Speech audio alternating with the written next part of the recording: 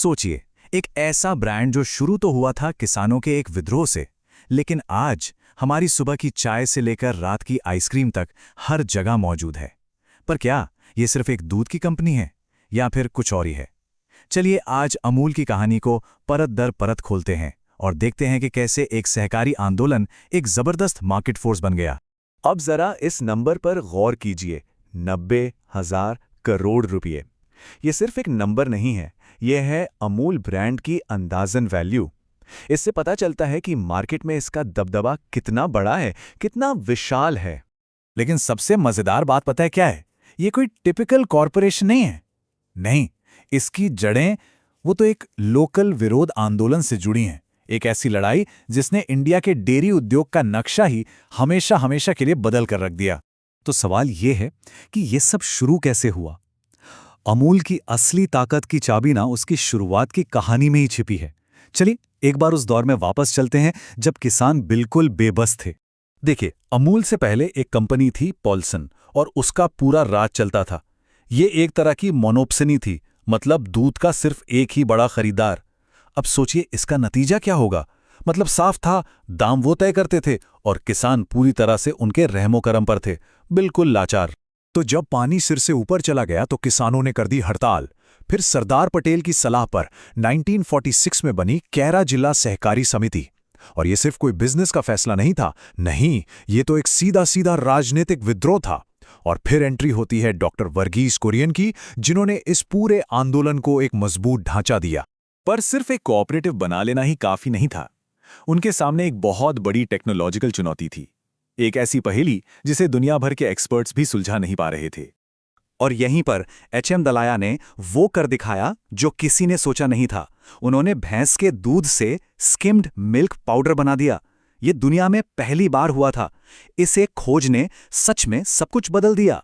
अब कोऑपरेटिव के पास जो फालतू दूध बचता था उसे वो स्टोर कर सकते थे। मतलब अब प्रोडक्शन पूरे साल चल सकता था। और बस इसी एक चीज ने उन्हें एक इंडस्ट्रियल पावर बना दिया। मार्केट में उनकी जगह हमेशा के लिए पक्की हो गई। तो चलिए अब ये समझते हैं कि आखिर अमूल का बिजनेस मॉडल इतना यूनिक और इतना सक्सेसफुल है क्यों। इसका सारा राज इसके 3 टियर स्ट्रक्चर में छुपा है। ये ना एक डेमोक्रेटिक मशीन की तरह काम करता है। सबसे नीचे गांव के लेवल पर किसान अपना लोकल बोर्ड चुनते हैं।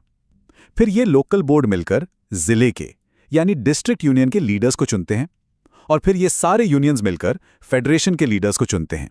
ये एक ऐसी पॉलिटिकल और इकोनॉमिक चेन है जिसमें सबसे पहली प्रायोरिटी हमेशा किसान मेंबर को ही दी जाती है। और इस नेटवर्क का जो स्केल है ना, वही इसकी असली पावर है।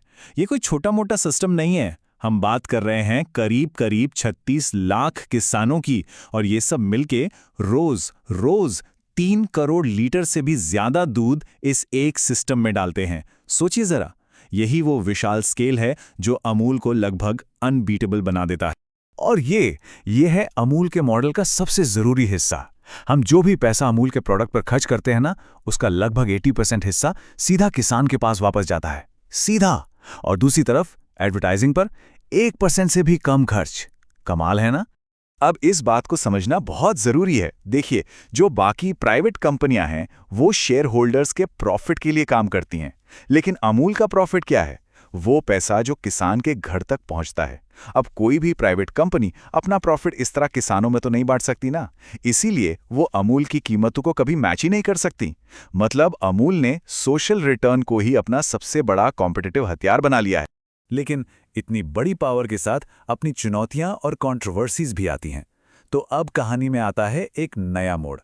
अब हम देखेंगे कि आज के दौर में अमूल के सामने क्या-क्या मुश्किलें खड़ी हैं। जनवरी 2023 में एक बड़ी खबर आई। अमूल के जो मैनेजिंग डायरेक्टर थे आर.एस. सोढ़ी, जो काफी लंबे समय से थे, उन्हें अचानक हटा दिया गया। कई एक्सपर्ट्स का मानना है कि ये एक इशारा था कि अब तक जो प्रोफेशनल आज़ादी थी उस पर पॉलिटिकल असर हावी हो रहा है। और ऐसा नहीं है कि ये सिस्टम करप्शन से बिल्कुल पाक साफ है। दूध सागर डेयरी जैसे स्कैंडल्स ने ये दिखाया है कि कैसे कोऑपरेटिव के लीडर्स ही पैसों की हेरा फेरी कर सकते हैं, और इसका खामियाजा वो तो आखिर में किसान को ही भुगतना पड़ता है। तो हो ये रहा है कि जो चीज़ किसानों की डेमोक्रेसी हुआ करती थी वो अब एक पॉलिटिकल करेंसी बन गई है। सीधी सी बात है, यूनियंस पर कंट्रोल मतलब वोटों पर कंट्रोल, और अमूल पर कंट्रोल मतलब रूरल इंडिया में जबरदस्त दबदबा। इन अंदरूनी मुश्किलों के बावजूद अमूल के इरादे अब ग्लोबल हो चुके हैं। लेकिन जैसा कि होता है, एक्सपेंशन के साथ नए झगड़े भी सामने आ रहे हैं। जैसे इसी साल मार्च में अमूल ने अमेरिका में फ्रेश मिल्क लॉन्च कर दिया। ये एक बिल्कुल नया चैप्टर है। सोचिए, जो ब्रांड आनंद की गलियों से शुरू हुआ था, वो अब फॉरेन मार्केट्स में अपनी पहचान बना रहा है।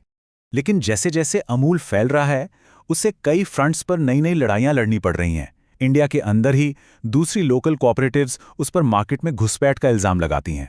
फिर लीगल लड़ाइयां हैं, जैसे आइसक्रीम किसे कहेंगे और किसे नहीं। और इन सब के ऊपर इंडस्ट्रियल डेयरी के एथिक्स को लेकर भी बड़े सवाल उठाए जा रहे हैं। और यहीं पर हम अमूल के सबसे बड़े विरोधाभास यानी पैराडॉक्स पर पहुंचते हैं। स्ट्रक्चर के हिसाब से देखें तो ये सोशलिस्ट है, लेकिन नतीजों के हिसाब से देखें तो किसी भी बड़ी से बड़े कैपिटलिस्ट कंपनी से ज्यादा पावरफुल।